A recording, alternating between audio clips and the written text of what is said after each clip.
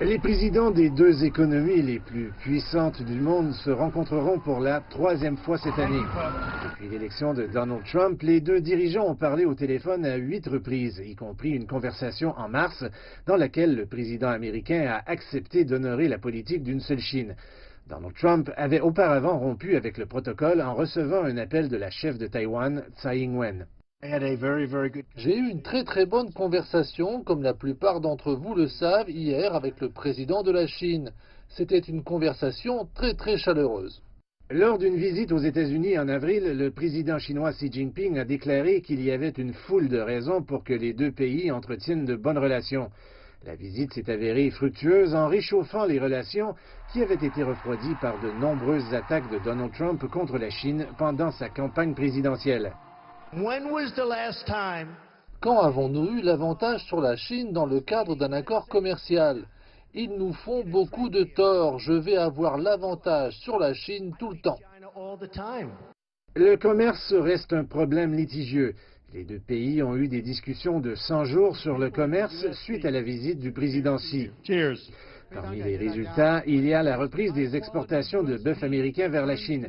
Mais le gouvernement américain en veut plus et le président Trump le signale avec l'énorme délégation commerciale qu'il amène avec lui en Chine. Historiquement, c'est une habitude chinoise d'envoyer une énorme délégation aux États-Unis avant que nos présidents ne s'y rendent pour une visite. Mais maintenant, nous pouvons observer que c'est l'inverse qui se produit. Alors, pouvez-vous vraiment renverser ce déficit énorme entre les États-Unis et la Chine? C'est évidemment impossible dans un court laps de temps. C'est une situation qui est structurelle. Une autre question centrale, c'est la crise nucléaire de la RPDC. Cette année, la Chine a voté plusieurs fois pour des sanctions de l'ONU contre la RPDC. Pyongyang a résisté à la pression internationale en poursuivant ses essais d'armes nucléaires et de missiles.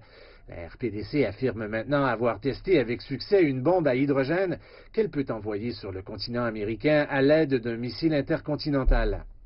L'ère de la patience stratégique est terminée. La Chine a proposé ce qu'elle appelle l'approche de la double suspension. Elle permettrait à Pyongyang d'abandonner ses armes nucléaires en échange de l'arrêt des exercices militaires de Washington avec Séoul. L'administration Trump a rejeté cette idée. Malgré les différences dans le commerce et la RPDC, les dirigeants chinois gardent espoir que le pays puisse trouver un terrain d'entente avec les États-Unis. Les autorités chinoises disent qu'ils prévoient d'organiser une visite d'État plus pour le président Trump. Si nous en faisons vraiment une visite d'État plus, cela a pour but de faire comprendre au président Trump que nous attachons beaucoup d'importance à cette relation et nous souhaitons voir des percées et des réalisations majeures à travers notre sommet. Ce sera un sommet très médiatisé couvrant des questions hautement sensibles dont l'impact ira bien au-delà des deux pays impliqués.